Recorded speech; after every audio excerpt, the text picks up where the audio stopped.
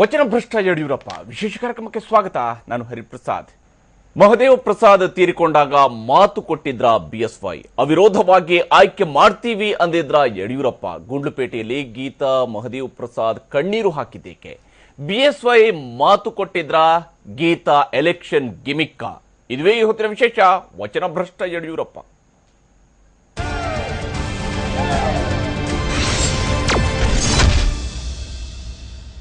ಯಡಿಯೂರಪ್ಪ ಅವರು ತಮಗೆ ಅಧಿಕಾರವನ್ನ ಹಸ್ತಾಂತರ ಮಾಡಿಲ್ಲ ಅನ್ನುವ ಕಾರಣಕ್ಕಾಗಿ ಕುಮಾರಸ್ವಾಮಿ ಅವರನ್ನ ವಚನಭ್ರಷ್ಟ ಅಂತ ಕರೆದಿದ್ರು. ಇಡೀ ರಾಜ್ಯದ ಉದ್ದಗಲಕ್ಕೂ ಸಂಚರಿಸಿ ಜನರಿಗೆ ವಚನಭ್ರಷ್ಟರಿಗೆ ಪಾಠ ಕಲಿಸುವಂತೆ ಮನವಿ ಮಾಡಿ ಅನುಕಂಪದೊಂದಿಗೆ ಗೆದ್ದು ಬಂದು ರಾಜ್ಯದಲ್ಲಿ ಅಧಿಕಾರ ನಡೆಸಿದರು. ಆದರೆ ಈಗ ಇದೇ ಯಡಿಯೂರಪ್ಪ ವಿರುದ್ಧ ವಚನಭ್ರಷ್ಟತೆಯ ಆರೋಪ ಬಂದಿದೆ. ಗುಂಡ್ಲುಪೇಟೆ ಬೈ ಎಲೆಕ್ಷನ್ನಲ್ಲಿ ಅಭ್ಯರ್ಥಿ ನಿಲ್ಲಿಸಿ ಮಾತು ತಪ್ಪಿದ ಆಪಾದನೆಗೆ ಯಡಿಯೂರಪ್ಪ ಗುರಿಯಾಗಿದ್ದಾರೆ. ಯಾಕೆ ಬೇಕಿತ್ತು ಹೇಳಿ ನಮಗಿದೆಲ್ಲ? ನ್ಯಾಯ ಅಲ್ಲ ಇದು. ದಯವಿಟ್ಟು ಅವರು ಇದನ್ನೆಲ್ಲ ನಿಲ್ಲಿಸ್ಬೇಕು. ಇದು ಭಾಳ ನೋವಾಗುವಂಥ ಸಂಗತಿ. ಮಹದೇವ್ ಪ್ರಸಾದ್ ಬದುಕಿದ್ದಿದ್ರೆ ಒಂದು ಕ್ಷಣನೂ ಇಲ್ಲಿ ಗುಂಡ್ಲುಪೇಟೆ ಟೌನ್ ನೋಡಿದ್ದೀನ ಇವರು, ನಾನು ಒಂದು ಹಳ್ಳಿ ನೋಡಿದ್ದೀನ ನಾನು. ದಯವಿಟ್ಟು ಅವರಲ್ಲೆಲ್ಲ ಮುಖಂಡರುಗಳು ನಮ್ಮ ಹಿನ್ನೆಲೆ ಗೊತ್ತಿಲ್ಲದೆ ಏನೇನೋ ಬಾಯಿಗೆ ಬಂದಂಗೆ ಮಾತಾಡೋದು ದಯವಿಟ್ಟು ನಿಲ್ಲಿಸ್ಬೇಕು. ನಾನು ಖಂಡಿತ ಇಲ್ಲಿ ನನ್ನ ಜನರ ಆಶೀರ್ವಾದ ಒಂದೇ ಸಾಕು. ಇವ್ರದೆಲ್ಲ ನನಗೆ ಇವರ ಕೀಳ್ಮಟ್ಟದ ಮಾತುಗಳು ನನಗೆ ಬೇಕಿಲ್ಲ. ನಮ್ಮ ಜನರೇನು ಅಷ್ಟು ದಡ್ಡರಲ್ಲ.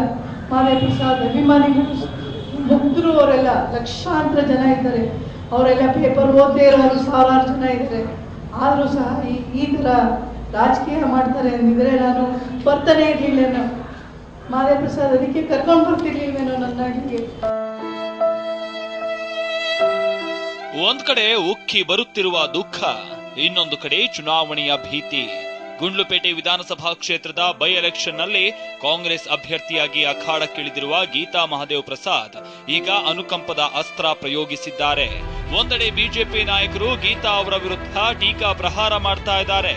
ಪತಿ ಇಹಲೋಕ ತ್ಯಜಿಸಿದ 3 ದಿನಕ್ಕೆ ರಾಜಕೀಯ ಪ್ರವೇಶದ ಬಗ್ಗೆ ಗೀತಾ ಮಾತನಾಡಿದ್ದನ್ನೇ ಅವರ ವಿರುದ್ಧ ಬಿಜೆಪಿ ನಾಯಕರು ಟೀಕೆಗೆ ಬಳಸಿಕೊಳ್ತಾ ಇದ್ದಾರೆ. ಇದರ ಮೂಲಕ ಗೀತಾ ಪರವಾಗಿ ಅನುಕಂಪ ಮತವಾಗದಂತೆ ನೋಡಿಕೊಳ್ಳೋಕೆ ಬಿಜೆಪಿ ಪ್ರಯತ್ನಿಸ್ತಾ ಇದೆ. ರಕ್ತದಲ್ಲಿ ಬರೆದುಕೊಡ್ತೀನಿ, ಈ ಕ್ಷೇತ್ರದ ಅಭಿವೃದ್ಧಿ ಮಾಡ್ತೀನಿ ಅಂತ ಖುದ್ದು ಬಿಜೆಪಿ ರಾಜ್ಯಾಧ್ಯಕ್ಷ ಬಿಎಸ್ ಯಡಿಯೂರಪ್ಪ ಗುಂಡ್ಲುಪೇಟೆಯಲ್ಲಿ ಭರವಸೆ ನೀಡಿದ್ದಾರೆ. ಅವಿರೋಧವಾಗಿ ಆಯ್ಕೆ ಮಾಡ್ತೀವಿ ಅಂದಿದ್ರಂತೆ ಬಿಎಸ್ವೈ. ಯಡಿಯೂರಪ್ಪ ವಿರುದ್ಧ ಗೀತಾ ಮಹದೇವ್ ಪ್ರಸಾದ್ ಆಪಾದನೆ.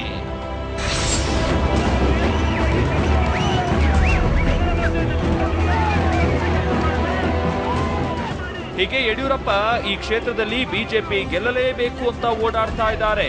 ಇದನ್ನ ಕಂಡಿರುವ ಗೀತಾ ತಮ್ಮ ಪತಿಯನ್ನ ಕಳೆದುಕೊಂಡ ದುಃಖದಲ್ಲಿದ್ದಾಗ ಸಾಂತ್ವನ ಹೇಳೋಕೆ ಬಂದಿದ್ದ ಯಡಿಯೂರಪ್ಪ ತಮಗೆ ಬೇರೆಯದ್ದೇ ಭರವಸೆ ನೀಡಿದ್ದರು ಅಂತ ಆಪಾದನೆ ಮಾಡಿದ್ದಾರೆ. ಬಿಎಸ್ವೈ ಕೊಟ್ಟ ಮಾತು ತಪ್ಪಿದ್ದಾರೆ ಅಂತ ಹೇಳ್ತಿದ್ದಾರೆ. ಇವತ್ತು ಗುಂಡ್ಲುಪೇಟೆಯಲ್ಲಿ ಸುದ್ದಿಗೋಷ್ಠಿ ನಡೆಸಿ ಮಾತನಾಡಿದಂತ ಗೀತಾ, ಪತಿ ತೀರಿಕೊಂಡಾಗ ಮನೆಗೆ ಬಂದಿದ್ದ ಯಡಿಯೂರಪ್ಪ ಮುಂದೆ ನಿಮ್ಮನ್ನ ಅವಿರೋಧವಾಗಿ ಗೆಲ್ಲಿಸ್ತೀವಿ ಅಂತ ಮಾತು ಕೊಟ್ಟಿದ್ರು. ಅವರನ್ನ ತಂದೆ ಸ್ಥಾನದಲ್ಲಿಟ್ಟು ಗೌರವಿಸ್ತೀನಿ, ಆದ್ರೆ ತಂದೆ ಸ್ಥಾನದಲ್ಲಿರುವ ಅವರಿಗೇಕೆ ತಮ್ಮ ಮೇಲೆ ಇಷ್ಟೊಂದು ಸಿಟ್ಟು ಅಂತ ಪ್ರಶ್ನಿಸಿದ್ರು. ಯಡಿಯೂರಪ್ಪನವರು ಮನೆಗೆ ಬಂದಿದ್ರು.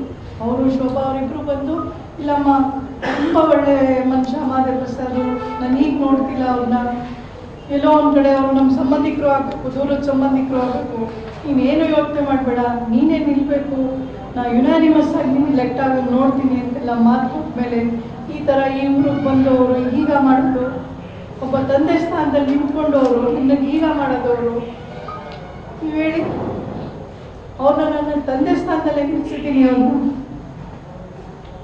ಈಗ ಮಾಡೋದು ಸರಿನಾ? ನಮ್ಮ ಜನರು ಬಿಡ್ತಾರೆ, ಇವರೇ 13ನೇ ತಾರೀಕು ಉತ್ತರ ಕೊಡ್ತಾರೆ. ಆದ್ರೆ ತಮ್ಮ ವಿರುದ್ಧ ಈ ರೀತಿಯ ಆರೋಪ ಹೊರಿಸಿರೋದು ಬಿಜೆಪಿ ರಾಜ್ಯಾಧ್ಯಕ್ಷ ಯಡಿಯೂರಪ್ಪನವರಿಗೆ ಕಸಿವಿಸಿ ಉಂಟು ಮಾಡಿದೆ. ಪಕ್ಷದ ರಾಜ್ಯಾಧ್ಯಕ್ಷನಾಗಿ ಇಂತಹ ಬೇಜವಾಬ್ದಾರಿ ಹೇಳಿಕೆಯನ್ನ ನನ್ನ ಜೀವನದಲ್ಲಿ ಮಾಡಿಲ್ಲ.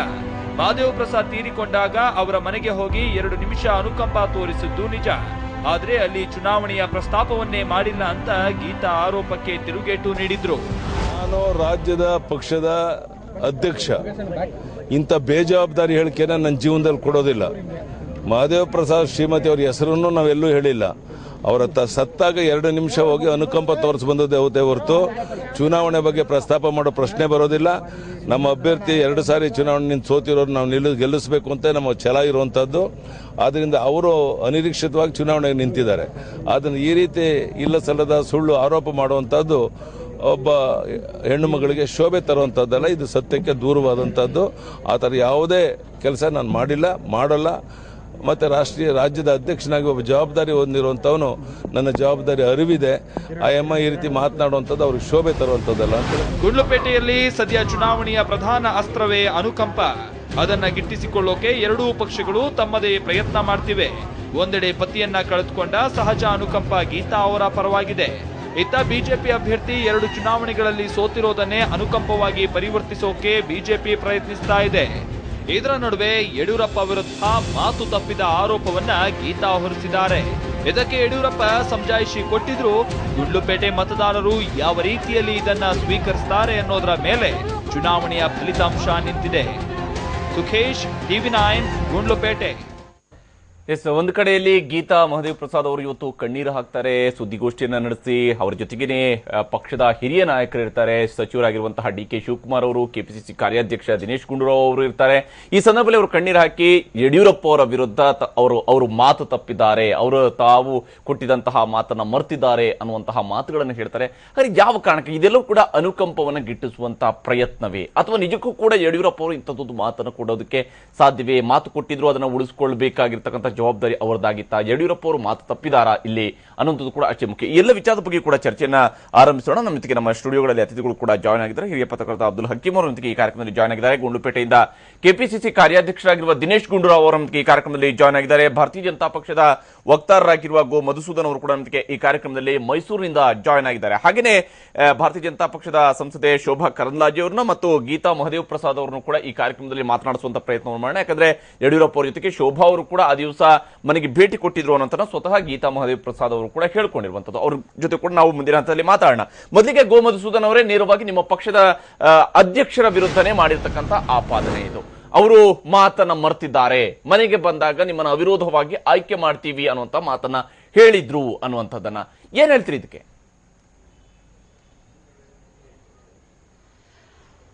ಅವತ್ತು ಸನ್ಮಾನ್ಯ ಯಡಿಯೂರಪ್ಪನವ್ರ ಜೊತೆ ದಿವಂಗತ ಮಹದೇವ್ ಪ್ರಸಾದ್ ಅವರ ಕಳೆಬರದ ಅಂತಿಮ ದರ್ಶನವನ್ನು ಮಾಡಲಿಕ್ಕೆ ಆ ಗ್ರಾಮಕ್ಕೆ ಯಡಿಯೂರಪ್ಪನವ್ರ ಜೊತೆ ನಾನು ಹೋಗಿದ್ದೆ.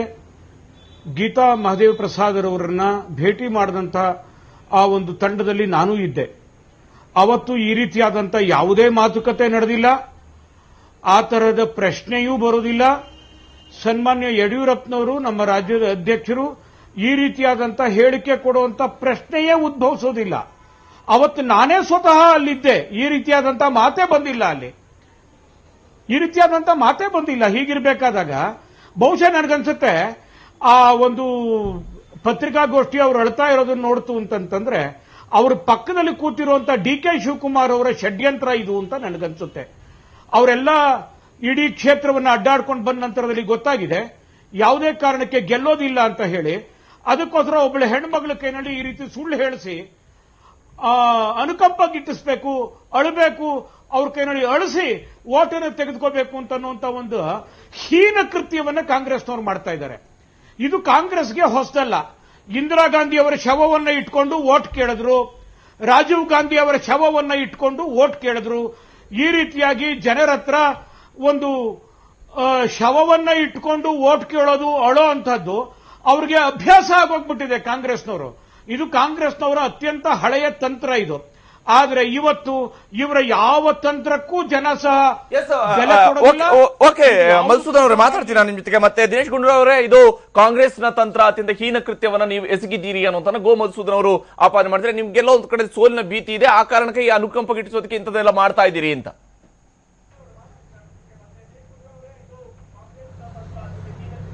ನೋಡಿ, ಗೀತಾ ಮಹದೇವ್ ಪ್ರಸಾದ್ ಅವರು ಇವತ್ತಿನ ಪತ್ರಿಕಾಗೋಷ್ಠಿಯಲ್ಲಿ ಯಾವ ರೀತಿ ಹೇಳಿಕೆ ಕೊಟ್ಟರು ನಾವು ಯಾರೂ ನಿರೀಕ್ಷೆ ಮಾಡಿರಲಿಲ್ಲ. ಆದರೆ ಇದುವರೆಗೂ ಕೂಡ ಅವರು ಈ ವಿಚಾರ ವ್ಯಕ್ತನೂ ಕೂಡ ಪಡಿಸಿರಲಿಲ್ಲ. ಈ ತರ ಯಡಿಯೂರಪ್ಪನವ್ರು ನಮ್ಮ ಮನೆಗೆ ಬಂದಿದ್ರು, ಬಂದಾಗ ಈ ರೀತಿಯಾಗಿ ಅವರು ಆ ಸಂದರ್ಭದಲ್ಲಿ ದುಃಖದಲ್ಲಿ ಅವ್ರು ಏನು ಇದ್ರು ಅವ್ರು ಸಾಂತ್ವನ ಹೇಳುವಂತ ಸಂದರ್ಭದಲ್ಲಿ ಹೇಳಿರ್ಬೋದು. ಅದೇನೇ ಇರಲಿ, ಆದರೆ ಚುನಾವಣೆ ಪ್ರಕ್ರಿಯೆ ಅವರು ಸಹಜವಾಗಿ ಬಿಜೆಪಿ ಅಭ್ಯರ್ಥಿಯಾಗಿ ಅದರ ಬಗ್ಗೆ ನಮ್ದು ಯಾವುದೇ ರೀತಿಯ ತಕರಾರಿಲ್ಲ. ಆದರೆ ಯಡಿಯೂರಪ್ಪನವರು ಇವತ್ತು ಅತ್ಯಂತ ಹಿರಿಯ ರಾಜಕಾರಣಿ ಮತ್ತು ಕರ್ನಾಟಕದ ಒಬ್ಬ ಬಿಜೆಪಿ ರಾಜ್ಯಾಧ್ಯಕ್ಷರು, ಮಾಜಿ ಮುಖ್ಯಮಂತ್ರಿಗಳು ಮತ್ತು ಒಂದು ತಂದೆಯ ಸ್ಥಾನದಲ್ಲಿ ಇರ್ತಕ್ಕಂಥ ವ್ಯಕ್ತಿ ಅಂತ ಮಹದೇವ್ ಪ್ರಸಾದ್ ಅವರ ಮಿಸಸ್ ಅವರು ಗೀತಾ ಮಹದೇವ್ ಪ್ರಸಾದ್ ಹೇಳ್ತಾ ಇದ್ದಾರೆ.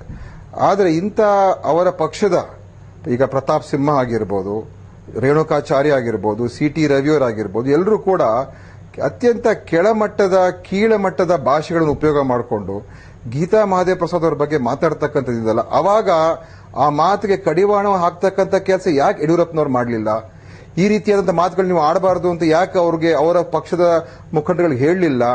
ಶೋಭಾ ಕರಂದ್ಲಾಜೆ ಅವರು ಆಗಿರ್ಬೋದು, ಯಡಿಯೂರಪ್ಪನವರು ಆಗಿರ್ಬೋದು, ಹೇಳಬೇಕಾಗಿತ್ತು. ಇದೆಲ್ಲ ಒಳ್ಳೇದಲ್ಲ ಇದು. ಯಾಕಂದ್ರೆ ಅವರು ಒಂದು ಅತ್ಯಂತ ಒಳ್ಳೆ ಕುಟುಂಬದಿಂದ ಬಂದಿರತಕ್ಕಂಥವ್ರು, ಈ ರಾಜ್ಯದಲ್ಲಿ ಒಳ್ಳೆ ನಾಯಕತ್ವ ಹೊಂದಿರತಕ್ಕಂಥ ಮಹದೇವ್ ಪ್ರಸಾದ್ ಅವರ ಧರ್ಮಪತ್ನಿ. ಚುನಾವಣೆಯಲ್ಲಿ ಎದುರಿಸೋಣ, ಆದರೆ ಕೆಳಮಟ್ಟದ ಭಾಷೆ ಉಪಯೋಗಿಸಬಾರದು, ಅವರ ಮಾನಸಿಕವಾಗಿ ನೋವನ್ನು ಕೊಡಬಾರದು ಅಂತ ಹೇಳ್ಬೋದಾಗಿತ್ತು. ಹೇಳಿದ್ರೆ ನಾವು ಒಪ್ಕೊಳ್ಬಹುದಾಗಿತ್ತು.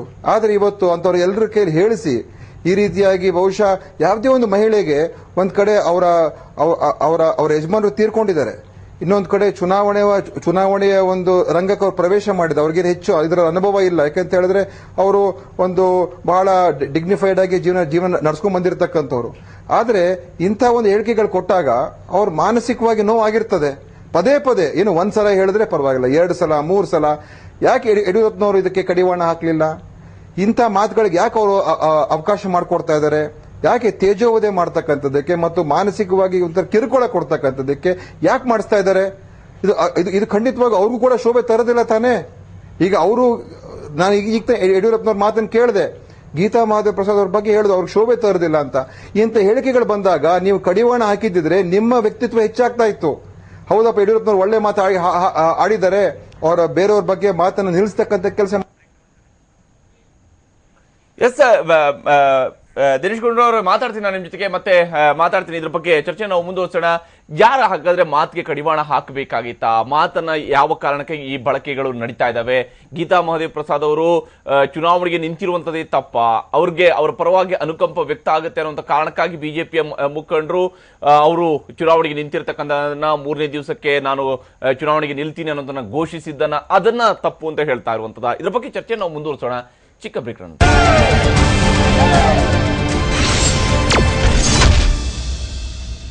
ನಂತರ ಮತ್ತೊಮ್ಮೆ ಸ್ವಾಗತ. ನಾವು ಚರ್ಚೆನ ಮುಂದುವರಿಸೋಣ. ಹಕೀಮರು, ಯಾಕೆ ಈ ಲೆವೆಲ್ ವರೆಗೂ ಕೂಡ ಇಳಿಯುವಂತದ್ದು ಯಾವ ಕಾರಣಕ್ಕಾಗಿ? ರಾಜಕಾರಣದಲ್ಲಿ ವಚನ ಮತ್ತು ವಚನ ಭ್ರಷ್ಟತೆ ಇದು ಸಾಮಾನ್ಯ ಆಗಿರುತ್ತೆ. ಯಾರೇ ಮನುಷ್ಯ ವಚನ ಕೊಟ್ಟಿದ್ದಾರೆ ಅಂದರೆ ಅದನ್ನು ಪೂರ್ತಿ ಒಪ್ಕೊಳ್ಳಿಕ್ಕೆ ಸಾಧ್ಯನೇ ಇಲ್ಲ ಅಂತ ನನಗನ್ಸುತ್ತೆ. ಹೆಗಡೆ ಮತ್ತು ದೇವೇಗೌಡರ ನಡುವೆ ಕೂಡ ಇಂಥದ್ದೊಂದು ಸಂಬಂಧ ಆಗಿತ್ತು. ದೇವೇಗೌಡರು ಪಕ್ಷದಿಂದ ಹೊರಗಡೆ ಹಾಕಿದಾಗ ಆ ಪಕ್ಷ ಸೇರಬೇಕು ಅಂತ ಹೇಳಿದಾಗ ಅವ್ರ ಮನೆಗೆ ಒಂದು ರಾತ್ರಿ ಹೋಗ್ಬಿಟ್ಟು ಹಾಲು ಹಿಡಿದ್ಬಿಟ್ಟು ನಾನು ಎಂದೂ ನಿಮಗೆ ದ್ರೋಹ ಮಾಡೋದಲ್ಲ ಅಂಥೇಳಿ ಶಕುಂತಲಾ ಹೆಗಡೆ ಅವರು ಕೊಟ್ಟ ಹಾಲನ್ನು ಹಿಡಿದು ದೇವೇಗೌಡರು ವಚನ ಕೊಡ್ತಾರೆ. ಆದರೆ ಮುಂದೆ ಚುನಾವಣೆ 94ರಲ್ಲಿ ಗೆದ್ದು ಬಂದ ನಂತರ ಅದೇ ಹೆಗಡೆ ಅವರಿಗೆ ಚಪ್ಪಲಿ ಏಟು ಬೀಳುತ್ತೆ. ಅದಾದ ನಂತರ ತಾವು ಯಡಿಯೂರಪ್ಪ ಅವ್ರದ್ದು ಮತ್ತು ಕುಮಾರಸ್ವಾಮಿ ಅವ್ರ ಘಟನೆಯನ್ನು ನೋಡಿರ್ಬೋದು. ಹಾಗಾದರೆ ಇಲ್ಲಿ ನನಗೇನು ಅನಿಸ್ತಾ ಇದೆ ಅಂತಂದರೆ, ಯಡಿಯೂರಪ್ಪನಂಥ ಒಬ್ಬ ಜವಾಬ್ದಾರಿ ಮನುಷ್ಯ ಒಬ್ಬರಿಗೆ ಸಂತೈಸ್ಲಿಕ್ಕೆ ಹೋದಾಗ ರಾಜಕೀಯ ಮಾತು ಸಾಮಾನ್ಯವಾಗಿ ಆಡೋದಿಲ್ಲ. ನಂತಿದ ಮಟ್ಟಿಗೆ ರಾಜಕೀಯ ಮಾತು ಇಲ್ಲಿ ನಡೆದಿಲ್ಲ ಅಂತ ನನ್ನ ವೈಯಕ್ತಿಕ ಅಭಿಪ್ರಾಯ. ಅಲ್ಲೇನಿದು ಸಾಂತ್ವನ ಬಿಟ್ಬಿಟ್ಟು ರಾಜಕೀಯದ ಇರುತ್ತೆ, ಮತ್ತು ಅದು ರಾಜಕೀಯದಲ್ಲಿ ನಾನು ಅವಿರೋಧ ಆಯ್ಕೆ ಮಾಡ್ತೀನಿ ಅನ್ನೋದು ಮತ್ತೊಂದು ಹಂತದ ಮಾತುಕತೆ ಆಗಿದ್ದು ನನಗೇನು ಅಷ್ಟೊಂದು ಅನಿಸೋದಲ್ಲ. ಆದರೆ ರಾಜಕಾರಣದಲ್ಲಿ ಅದಾದ ನಂತರದ ಬೆಳವಣಿಗೆಗಳು ಅವರಿಗೆ ಆಸೆ ಆಮಿಷ ಒಡ್ಡಿ ಆ ಪಕ್ಷಕ್ಕೆ ಸೇರಿಸ್ಕೋಬೇಕು ಅನ್ನೋ ಹಂಬಲವು ಕೂಡ ಯಡಿಯೂರಪ್ಪನವರಲ್ಲಿ ಮತ್ತು ಅವ್ರ ಬೆಂಬಲಗಳಲ್ಲಿ ಇದ್ದರೂ ಇರ್ಬೋದು. ಆ ಹಂತದ ಒಂದು ಮೆಸೇಜು ಕೂಡ ಹೋಗಿರ್ಬೋದು. ಆದರೆ ಇಲ್ಲಿ ನಾವು ಲಕ್ಷಿಸಿದಾಗ ಈಗ ಅವರು ಯಾವುದೋ ಒಂದು ಪ್ರಚಾರ ಭಾಷಣದಲ್ಲಿ ಹೇಳಿಲ್ಲ, ಅವರು ಒಂದು ಪತ್ರಿಕಾಗೋಷ್ಠಿ ಮಾಡ್ತಾ ಇದ್ದಾರೆ. ಆ ಪತ್ರಿಕಾಗೋಷ್ಠಿಯಲ್ಲಿ ಬಹಳ ಪ್ರಸಿದ್ಧ ಮಂತ್ರಿಗಳು ಕೂತಿದ್ದಾರೆ. ಆ ಮಂತ್ರಿಗಳು ಮೊದಲಿನಿಂದನೂ ಇಂಥ ಒಂದು ವ್ಯೂಹ ರಚನೆಯಲ್ಲಿ ಭಾಳ ಪ್ರಸಿದ್ಧರಾಗಿದ್ದಾರೆ. ಹೀಗಿದ್ದಾಗ ಅವ್ರ ಬಾಯಿಯಿಂದ ಇಂಥ ಮಾತುಗಳು ಬರಬೇಕಾ, ಹಾಕಿಸ್ಬೇಕಾ ಅನ್ನೋದನ್ನು ಆ ಪಕ್ಷದ ದೊಡ್ಡವ್ರು ತೀರ್ಮಾನ ಮಾಡಿಲ್ಲ, ಆ ಹಂತದಲ್ಲಿ ತೀರ್ಮಾನ ಮಾಡಿದ್ದಿದೆ. ಆದರೆ ಇದರಿಂದ ಅಂಥದ್ದೊಂದು ಪರಿಣಾಮ ಗೀತಾ ಮಹದೇವ್ ಪ್ರಸಾದ್ ಅವರು ಹೋಟೆಲ್ ಮೇಲೆ ಖಂಡಿತವಾಗಿಯೂ ಪರಿಣಾಮ ಬೀರ್ತಾರೆ. ಆದರೆ ನನಗೇನು ಅನಿಸುತ್ತೆ, ಯಾಕೆ ಕಾಂಗ್ರೆಸ್ ಪಕ್ಷಕ್ಕೆ ಇಷ್ಟೊಂದು ಅನಿವಾರ್ಯತನ ಬಂತು ಗೀತಾ ಪ್ರಸಾದ್ ಅವರಿಂದ ಇಂಥ ಮಾತುಗಳನ್ನು ಹೇಳಿಸೋದು ಅಂತ ಬಂದಾಗ? ಹಾಗಾದರೆ neck to neck fight convert ಆಗ್ತಾ ಇದೆ ಆ ಗುಂಡ್ಲುಪೇಟೆದಲ್ಲೂ ಕೂಡ. ಯಾಕಂದರೆ ನಾವು ನಂಜನಗೂಡದಲ್ಲಿ ಕಾಂಗ್ರೆಸ್ಸು ಮತ್ತು BJP ನೆಕ್ ಟು ನೆಕ್ ಇದೆ, ಇಲ್ಲಿಯೂ ಕೂಡ ನೆಕ್ ಟು ನೆಕ್ ಆಗ್ತಾ ಇದೆಯಾ ಅನ್ನುವ ಒಂದು ಒಂದು ರಿಪೋರ್ಟನ್ನು ನಾವು ಇದರಿಂದ ಗ್ರಹಿಸಬಹುದು. ಹಾಗಿದ್ರೆ ನೆಕ್ ಟು ನೆಕ್ ಆಗಿದ್ರೆ ಇದು ಗೀತಾ ಪ್ರಸಾದ್ ಅವರ ರಾಜಕೀಯವಾದ ನಡೆನೆ ಅಂತ ನನಗನ್ಸುತ್ತೆ. ಎಸ್, ಇಲ್ಲಿ ಗೋಮತ್ ಸುಧಾಕರ್ ತಾವೇನ್ ಹೇಳ್ತೀರಿ? ಯಾಕಂದ್ರೆ ಈಗಾಗಲೇ ದಿನೇಶ್ ಅವರು ಮಾತಾಡುವಾಗ ಕೂಡ ಹೇಳಿದ್ರು, ನಿಮ್ಮ ಪಕ್ಷದ ನಾಯಕರುಗಳು ಬಳಕೆ ಮಾಡಿರ್ತಕ್ಕಂತಹ ಮಾತುಗಳು ಇವೆಲ್ಲವೂ ಕೂಡ ಎಷ್ಟು ಮಟ್ಟಿಗೆ ಸರಿ, ಈ ರೀತಿಯಾದಂತಹ ಕೆಳಮಟ್ಟದ ಟೀಕೆಯನ್ನ ಮಾಡ್ಬೇಕಂತ ಅವಶ್ಯಕತೆ ಇತ್ತ ಅಂತ? ಇಲ್ಲ, ಒಂದು ಮಾತು ನಾನು ಹೇಳ್ತಾ ಇರುವಂತದ್ದು, ಒಬ್ಬ ರಾಜಕಾರಣಿ ಸತ್ತಿರುವಂಥದ್ದು, ಅವರ ನಿಧನದಿಂದಾಗಿ ಬೈ ಎಲೆಕ್ಷನ್ ಆಗ್ತಾ ಇರೋದು ಬಹುಶಃ ಯಡಿಯೂರಪ್ಪನವ್ರ ಜೀವನದಲ್ಲಿ ಮೊದಲನೇ ಬಾರಿ ಕಾಣ್ತಾ ಇರುವಂತದ್ದಲ್ಲ, ಅಥವಾ ಭಾರತೀಯ ಜನತಾ ಪಾರ್ಟಿ ಮೊದಲನೇ ಬಾರಿ ಕಾಣ್ತಾ ಇರುವಂತದ್ದಲ್ಲ. ಭಾರತೀಯ ಜನತಾ ಪಾರ್ಟಿ ಕೇಂದ್ರದಲ್ಲಿ ಅಧಿಕಾರದಲ್ಲಿರುವಂತಹ ಪಕ್ಷ, ರಾಜ್ಯದಲ್ಲಿ ನಾವು ಅಧಿಕಾರ ಮಾಡಿರುವಂತಹ ಪಕ್ಷ, ಇನ್ನು ಒಂದೇ ವರ್ಷಕ್ಕೆ ಚುನಾವಣೆಗೆ ಹೋಗ್ತಾ ಇರುವಂತಹ ಪಕ್ಷ. ಈ ತರದ ಯೋಚನೆಯನ್ನ ಮಾಡಲಿಕ್ಕೆ ಸಾಧ್ಯ ಇಲ್ಲದೆ ಇರುವಂತದ್ದು ನಮ್ಮ ಒಂದು ಪರಂಪರೆ ಇರುವಂತದ್ದು. ಎಲ್ಲದಕ್ಕಿಂತ ಹೆಚ್ಚಾಗಿ I was present in the spot.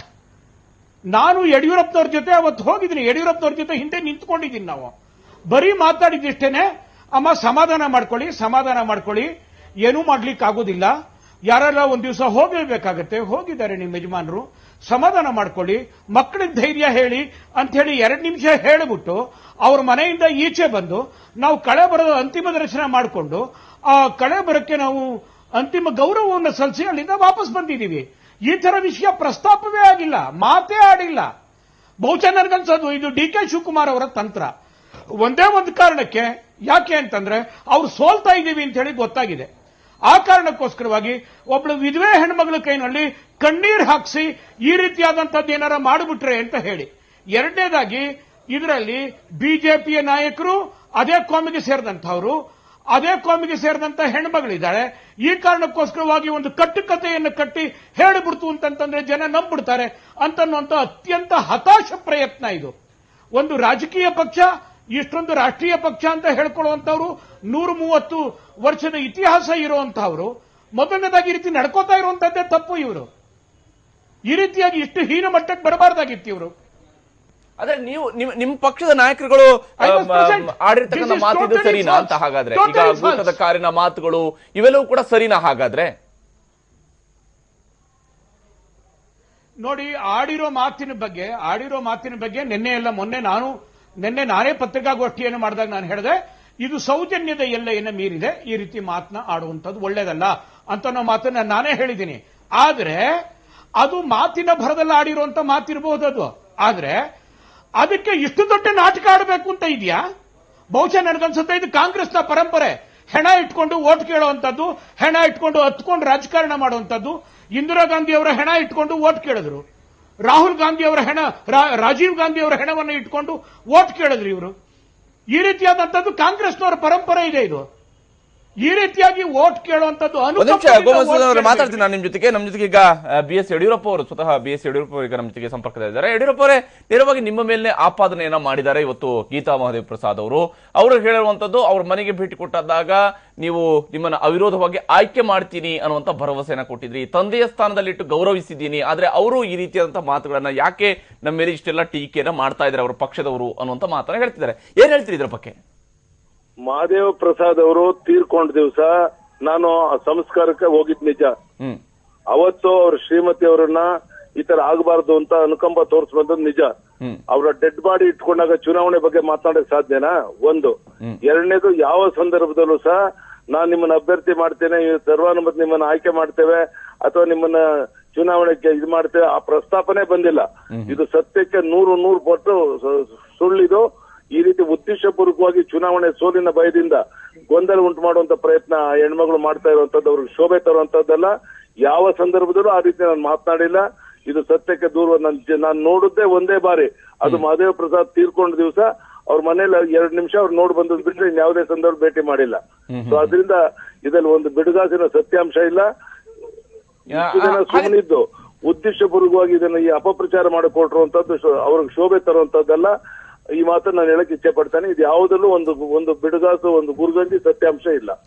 S Yediyurappa ಅವರು ಇನ್ನೊಂದು ಮಾತನ್ನು ಕೂಡ ಇದೇ ಸಂದರ್ಭದಲ್ಲಿ ಈಗ ಚರ್ಚೆ ಸಂದರ್ಭದಲ್ಲೂ ಕೂಡ ದಿನೇಶ್ ಗುಂಡೂರಾವ್ ಅವರು ಒಂದು ಮಾತನ್ನ ಪ್ರಸ್ತಾಪಿಸಿದ್ರು. ನೀವು ಹೇಳ್ತಾ ಇದ್ರೆ ಅವರಿಗೆ ಶೋಭೆ ತರುವಂತದಲ್ಲ, ಏನು ಗೀತಾ ಮಹದೇವ್ ಪ್ರಸಾದ್ ಅವರು ಈ ರೀತಿ ಅಂತ ಮಾತು ಹೇಳುವಂತ ಅವರಿಗೆ ಶೋಭೆ ತರೋದಲ್ಲ ಅನ್ನೋಂತ ನೀವು ಹೇಳ್ತಾ ಇದ್ರಿ. ಆದ್ರೆ ನಿಮ್ಮ ಪಕ್ಷದ ನಾಯಕರುಗಳು, ಅದು ಪ್ರತಾಪ್ ಸಿಂಹ ಇರಬಹುದು, ಸಿ.ಟಿ. ರವಿ ಅಂತವರು ಗೀತಾ ಮಹದೇವ್ ಪ್ರಸಾದ್ ಬಗ್ಗೆ ಟೀಕೆ ಮಾಡಿದಾಗ ನೀವು ಅದನ್ನ ಖಂಡಿಸುವ ಅಥವಾ ಇಂಥ ಮಾತು ಹೇಳಬಾರ್ದು ಅಂತ ಹೇಳುವಂತದ್ದನ್ನ ನೀವು ಸೂಚನೆಯನ್ನು ಕೊಡುವಂತವ್ರು ಮಾಡಿಲ್ಲ. ಇದು ಯಡಿಯೂರಪ್ಪನವರಿಗೆ ಶೋಭೆ ತರುವಂತದ್ದ ಅನ್ನುವಂತ ಪ್ರಶ್ನೆನ ಅವ್ರು ಎತ್ತುತ್ತಾ ಇದ್ದಾರೆ. ಸ್ಪಷ್ಟ ಮಾಡಕ್ ಇಚ್ಛೆ ಪಡ್ತೇನೆ. ಅವ್ರು ಯಾರೇ ಮಾತನಾಡಿದ್ರು ಸಹ ಇದು ಸರಿಯಲ್ಲ ಅನ್ನೋ ಮಾತನ್ನ ಅವತ್ತೇ ನನ್ನ ರಿಯಾಕ್ಷನ್ ನಾನು ಕೊಟ್ಟಿದ್ದೇನೆ. ಅದಕ್ಕೂ ಇದಕ್ಕೂ ಸಂಬಂಧ ಇಲ್ಲ. ಈಗ ಸಂಬಂಧ ಇರುವಂತದ್ದು ಗೀತಾ ಮಹದೇವ ಪ್ರಸಾದ್, ನಾನೇನೋ ಅವ್ರಿಗೆ ಚುನಾವಣೆಗೆ ನಿಮ್ಮನ್ನ ಅವಿರೋಧವಾಗಿ ನೀವು ನಿಂತ್ಕೊಳ್ಳಿ ಆಯ್ಕೆ ಮಾಡ್ತೀವಿ ಅಂತ ಹೇಳಿದಂತದ್ದು ಒಂದು ಕವಡೆ ಕಾಸಿನ ಸತ್ಯಾಂಶ ಇರಲಿಲ್ಲ. ಉದ್ದೇಶಪೂರ್ವಕವಾಗಿ ಸೋಲಿನ ಭಯದಿಂದ ಅಪಪ್ರಚಾರ ಮಾಡ್ತಿರುವಂತದ್ದು.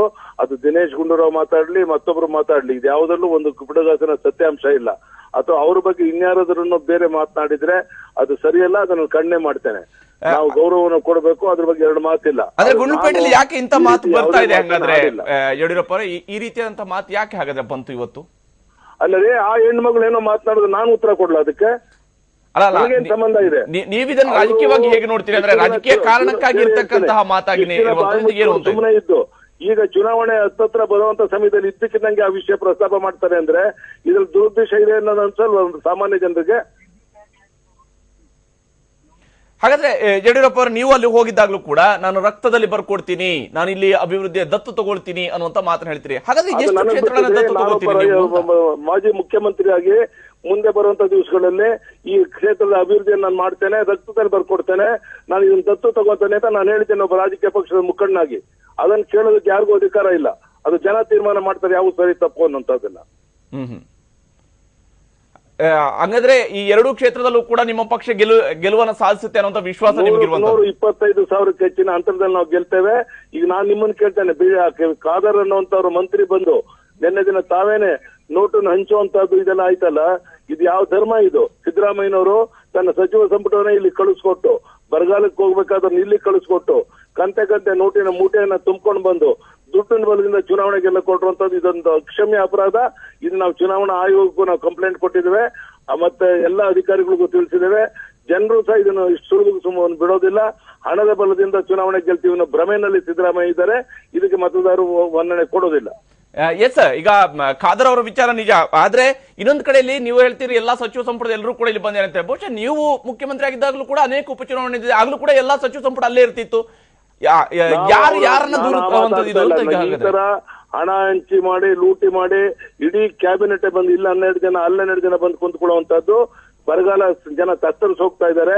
ಇವತ್ತು ರಾಜ್ಯದ ಉದ್ಯೋಗಗಳಿಗೆ ಬರಗಾಲದ ಕಡೆ ನೋಡ್ಬೇಕಾಗಿರುವಂತ ಮಂತ್ರಿಗಳು ಇಲ್ಲಿಗೆ ಬಂದಿರುವಂತದ್ದು ಅದು ಎಷ್ಟು ಮಟ್ಟಿಗೆ ಸರಿ ಅನ್ನೋದನ್ನ ಜನ ತೀರ್ಮಾನ ಮಾಡ್ತಾರೆ. ನಾನು ನನ್ನ ಅಭಿಪ್ರಾಯವನ್ನು ವ್ಯಕ್ತಪಡಿಸಿದ್ದೇನೆ ಅಷ್ಟೇ. ಎಸ್, ಯಡಿಯೂರಪ್ಪ ಅವರೇ ಧನ್ಯವಾದ. ಟಿವಿ ಜೊತೆಗೆ ತಮ್ಮ ಅಭಿಪ್ರಾಯವನ್ನ ಶೇರ್ ಮಾಡ್ಕೊಂಡಿದ್ದಕ್ಕಾಗಿ. ಇದು ಯಡಿಯೂರಪ್ಪ ಅವರು ಹೇಳ್ತಾ ಇರತಕ್ಕಂತಹ ಸ್ಪಷ್ಟನೆ. ಇದು ಸೋಲಿನ ಕಾರಣಕ್ಕಾಗಿ ದುರುದ್ದೇಶದಿಂದ ಈ ರೀತಿಯಾದಂತಹ ಸೋಲಿನ ಭೀತಿಯಿಂದ ಈ ಒಂದು ದುರುದ್ದೇಶದ ಹೇಳಿಕೆ ಬರ್ತಾ ಇದೆ ಅನ್ನುವಂಥದ್ದು ಯಡಿಯೂರಪ್ಪ ಅವರ ಸಮಜಾಯಿಷಿ ಇರತಕ್ಕಂಥ ಅವರ ಸ್ಪಷ್ಟನೆ ಇರತಕ್ಕಂಥದ್ದು. ಚರ್ಚೆ ನಾವು ಮುಂದುವರಿಸೋಣ ಚಿಕ್ಕ ಬ್ರೇಕ್ ನಂತರ.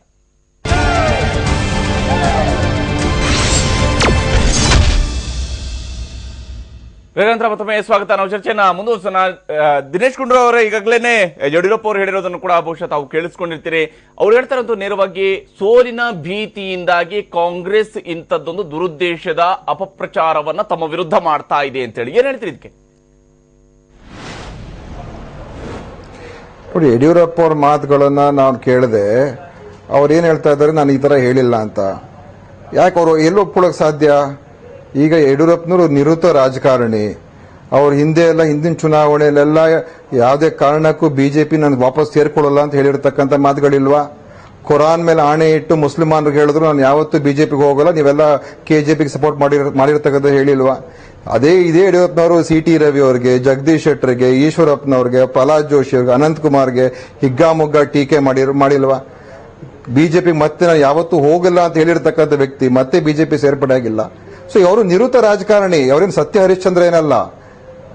ಆದ್ರೆ ಗೀತಾ ಮಹದೇವ್ ಪ್ರಸಾದ್ ರಾಜಕಾರಣಿನೇ ಅಲ್ಲ. ಅವರು ಒಂದು ಮಹಿಳೆ, ಸಾಮಾನ್ಯ ಮಹಿಳೆ. ಒಂದು ವಿಶೇಷವಾದಂತಹ ಸಂದರ್ಭ ಬಂತು ಮತ್ತು ಇಡೀ ಕ್ಷೇತ್ರದ ಜನತೆ ಅವ್ರಿಗೆ ನೀವು ಟಿಕೆಟ್ ಕೊಡಬೇಕು ಅಂತ ಪಕ್ಷದ ಒತ್ತಾಯ ಮಾಡಿ ಕಾಂಗ್ರೆಸ್ಸಿನ ಮುಖಂಡಗಳು ಕೂಡ ಆ ಒತ್ತಾಯಕ್ಕೆ ಮಾನ್ಯತೆ ಕೊಟ್ಟು ಅವ್ರನ್ನ ನಿಲ್ಲಿಸಿದ್ದಾರೆ. ಅವರೇನು ಇವ್ರ ತರ ಎದ್ದಿದ ತಕ್ಷಣ ಸುಳ್ಳು ಹೇಳ್ತಕ್ಕಂಥ ಪ್ರವೃತ್ತಿನೇ ಇರೋದಿಲ್ಲ. ಅವರ ಭಾವುಕತೆಯಿಂದ ಅವ್ರು ಇವತ್ತು ಮಾತನಾಡಿದ್ದಾರೆ. ಅದನ್ನ ನೀವು ಎಷ್ಟು ಹಗುರವಾಗಿ ಆ ಮಹಿಳೆಯ ಬಗ್ಗೆ ನೀವು ಮಾತಾಡ್ತಾ ಇದ್ದೀರ ಅಂತ ಹೇಳಿದ್ರೆ, ಈ ಗೋ ಮಧುಸೂದನ್ ಕೂಡ ಅಷ್ಟೇನೆ.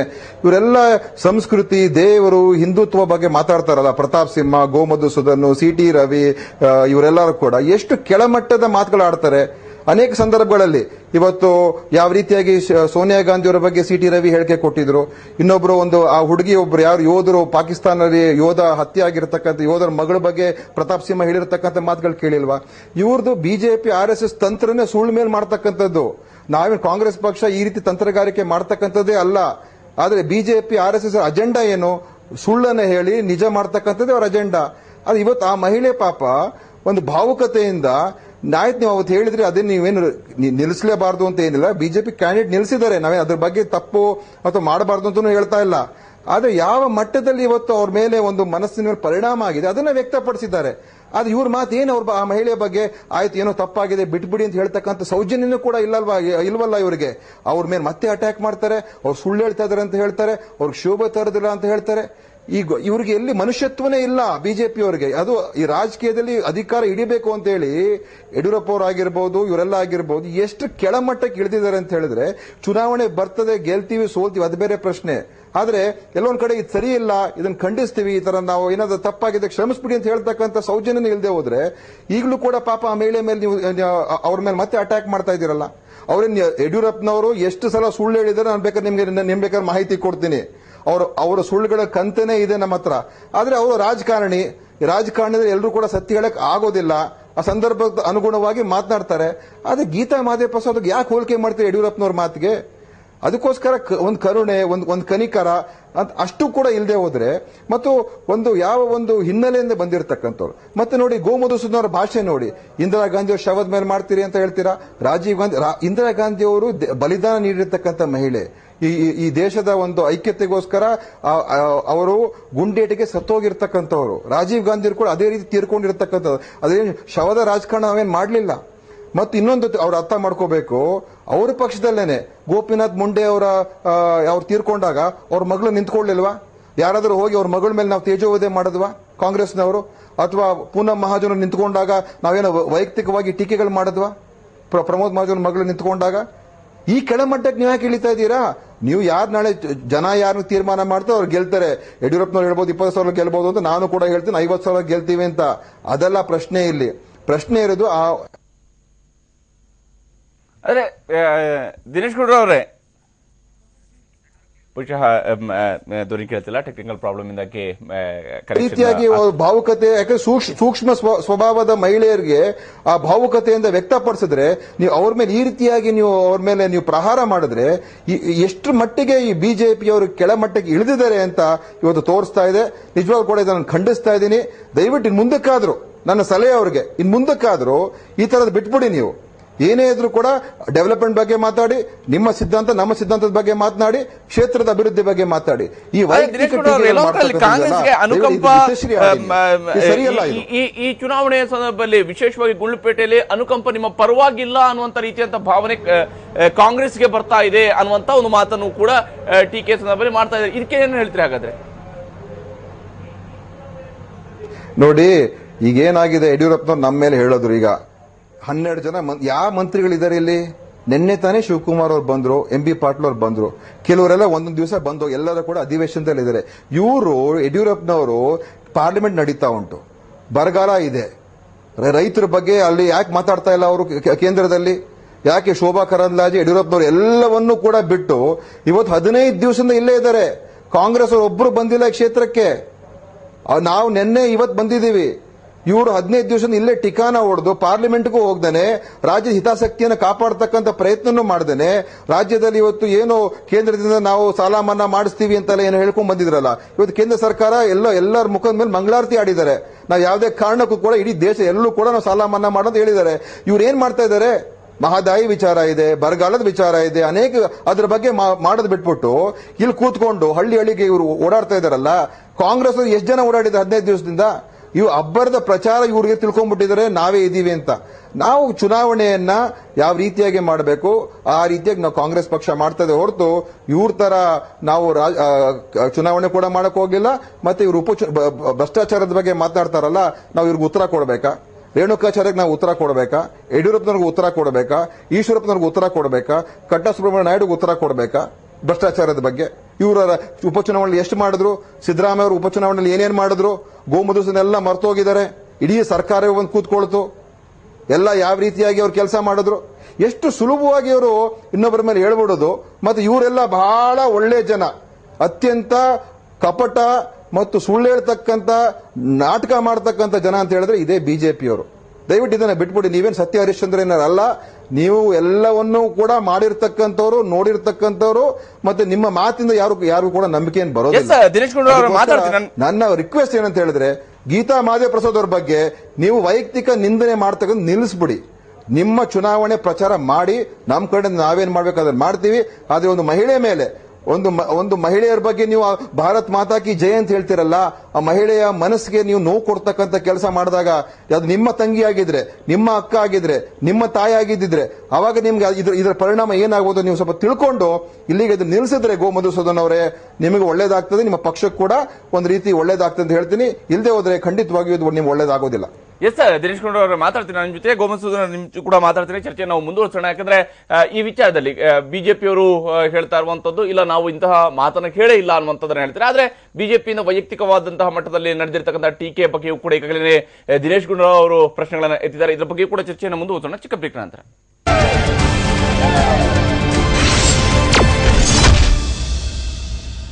ನಂತರ ಮತ್ತೊಮ್ಮೆ ಸ್ವಾಗತ. ನಾವು ಚರ್ಚೆಯನ್ನ ಮುಂದುವರಿಸೋಣ. ಗೋಮಧುಸೂದನ್ ಅವರೇ, ನೀವು ಬಿಜೆಪಿಯ ನಾಯಕರುಗಳ ಮಾತಿಗೆ ನಾವು ಆಲ್ರೆಡಿ ಗೆದ್ದೇ ಬಿಟ್ಟಿದ್ದೀವಿ ಅನ್ನುವಂತಹ ರೀತಿಯಲ್ಲಿ ಹೇಳ್ತಾ ಇದ್ದೀರಿ. ಆದ್ರೆ ಉಳಿದವರು ಅವರು ಸೋತೇ ಬಿಟ್ಟಿದ್ದಾರೆ, ಆ ಕಾರಣಕ್ಕೆ ಇವೆಲ್ಲವೂ ಕೂಡ ಹೇಳ್ತಾ ಇದ್ದಾರೆ ನಾವು ಗೆದ್ದೇ ಬಿಟ್ಟಿದ್ದೀವಿ ಅನ್ನೋದು. ಇದು ಯಾವ ರೀತಿಯಾದಂತಹ ಚುನಾವಣೆ ಹಾಗಾದ್ರೆ ಅಂತ? ಅಲ್ಲ, ಮೊದಲನೇದಾಗಿ ಗುಂಡೂರಾವ್ ಅವರು ನಮ್ಮ ಅನೇಕ ನಾಯಕರ ಮೇಲೆ ಅನೇಕ ರೀತಿಯಾದಂತಹ ಆರೋಪಗಳನ್ನ ಮಾಡಿದ್ರು.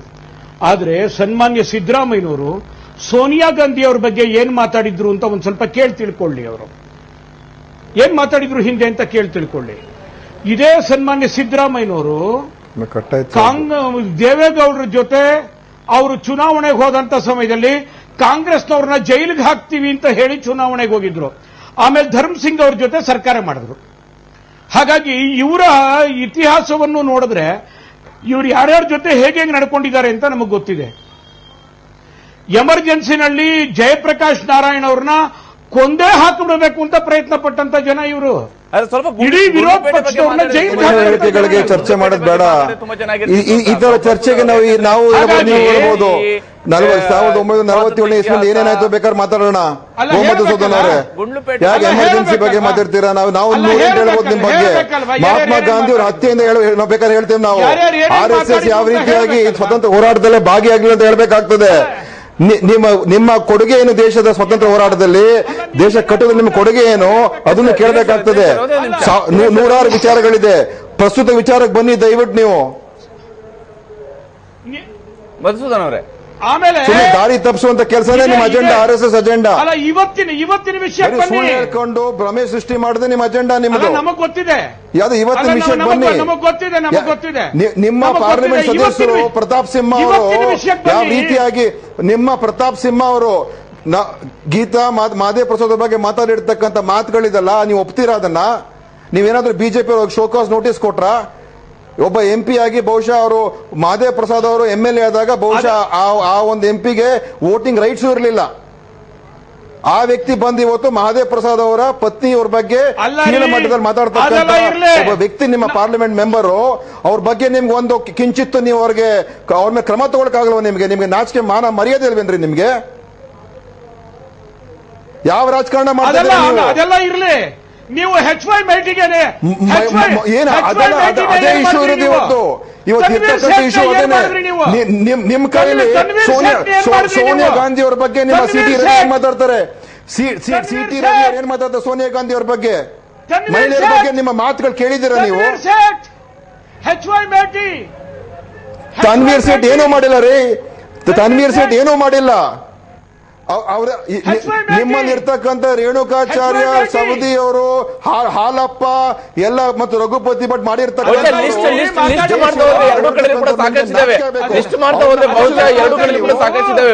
ಹಿಂದುತ್ವದ ಬಗ್ಗೆ ಮಾತಾಡ್ತಿರಲ್ಲ, ಪಕ್ಷದ ವರ್ಗಾಕಿ ನೀವು ಮೊದಲು. ಆದ್ರೆ ಹಿಂದೂ ಸಂಸ್ಕೃತಿ ಬಗ್ಗೆ ಮಾತಾಡ್ತಿರಲ್ಲ, ಅವ್ರನ್ನ ನೀವು ಪಕ್ಷದ ವಜಾ ಮಾಡಿಸಿ.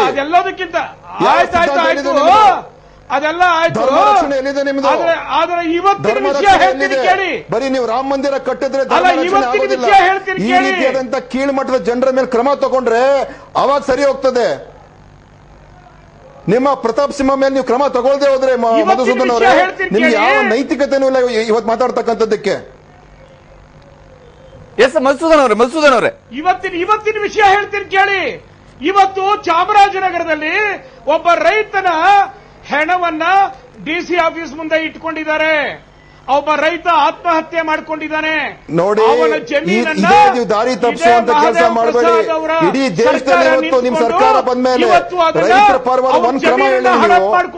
ನಾವಿವತ್ತು ನಮ್ಮ ಸರ್ಕಾರ ಎಲ್ಲಾ ರೀತಿಯ ಕೂಡ ರೈತರ ರಕ್ಷಣೆ ನಿಂತಿರ್ತಕ್ಕಂಥ ಸರ್ಕಾರ.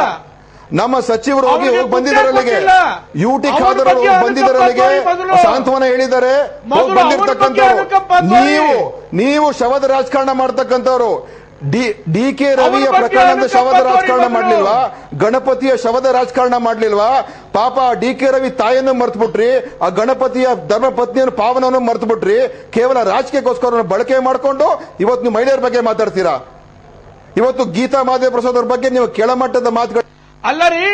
ಇವತ್ತಲ್ಲಿ DC office Chamarajanagar DC office ನಲ್ಲಿ ನಾಗೇಶ್ ಅಂತ ರೈತ ಸತ್ತಿದ್ದಾನೆ.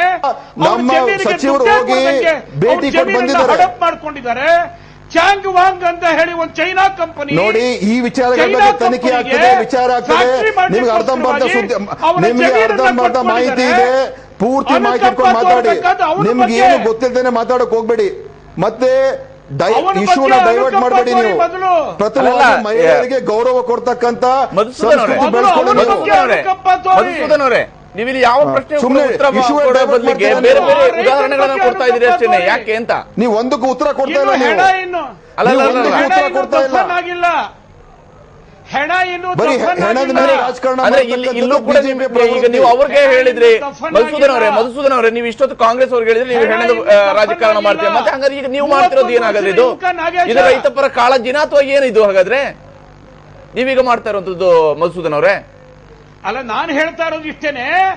ಅನುಕಂಪದ ಬಗ್ಗೆ ಮಾತಾಡಬೇಕಾಗಿದ್ರೆ ಅನುಕಂಪ ತೋರ್ಬೇಕಾಗಿದ್ದು ಈಗಿನ ಯುವಕ ನೀವು 2 ಬಾರಿ ಸೋತಿರೋದನ್ನೇ ಅನುಕಂಪ ತೋರ್ಬೇಕು ಅಂತ ಹೇಳ್ತೀರಿ. ಇದ್ಯಾವ ರೀತಿ ಚುನಾವಣೆಯಲ್ಲಿ ಸೋತವರಿಗೆಲ್ಲ ಅನುಕಂಪ ತೋರುವಂತದ್ದು ಅನ್ನುವಂತ ಪ್ರಚಾರ ಕೂಡ ಮಾಡ್ತೀರಿ.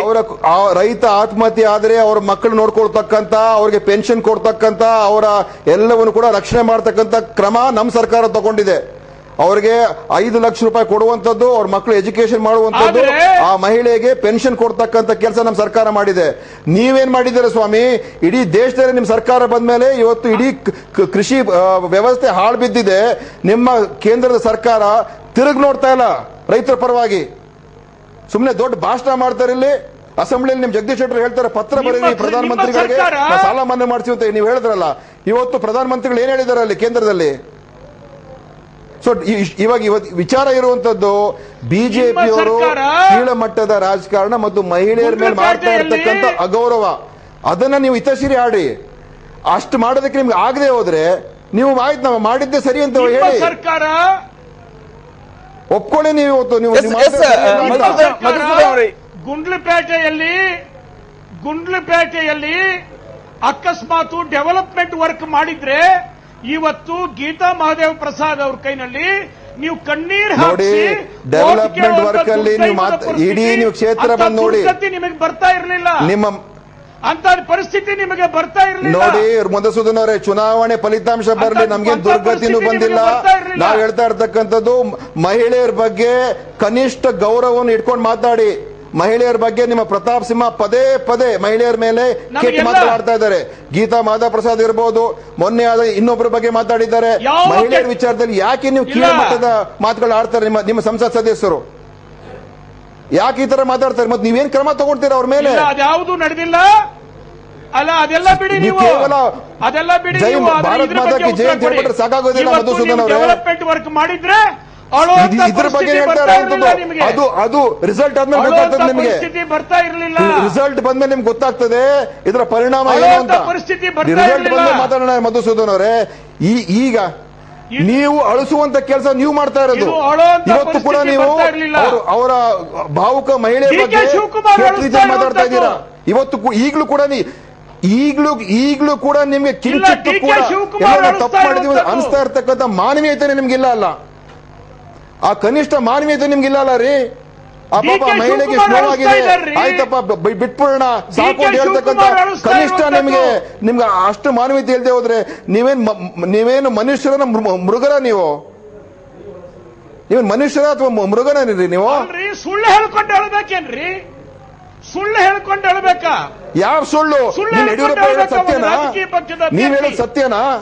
ಪಾಪ ನಿಮ್ಮ ಪ್ರಕಾರ ಗೀತಾ ಮಾಧವ ಹೇಳ್ತಕ್ಕಂಥ ಸುಳ್ಳು ನೀವು ಸರಿ. ನಿಮ್ಮ ಸುಳ್ಳಿನ ಕತೆ ನೀವೇನ್ ಎವಿಡೆನ್ಸ್ ಕೊಡೋರ? ನೀವೇನ್ ವಿಟ್ನೆಸ್ ಏನ್ರಿ? ನೀವೇನ್ ವಿಟ್ನೆಸ್ ಅಲ್ಲಿ? ಪಾಪ ಆ ಮಹಿಳೆ ಏನೋ ಮಾತಾಡೋದಕ್ಕೆ ನೀವು ಈ ತರ ಅವ್ರನ್ನ ತೇಜೋವಧೆ ಮಾಡ್ತಾ ಇದ್ದೀರಾ. ಸುಳ್ಳು ಹೇಳ್ತಾರೆ ಅಂತ ಅವ್ರಿಗೆ ಅವಶ್ಯಕತೆ ಏನಿಲ್ಲ. ರಾಜಕಾರಣಿ ಅಲ್ಲ ಅವರು. ನೀವು ಜೀವಮಾನ ಇಡೀ ಸುಳ್ಳು ಹೇಳಿದ್ದೀರಾ ನೀವು.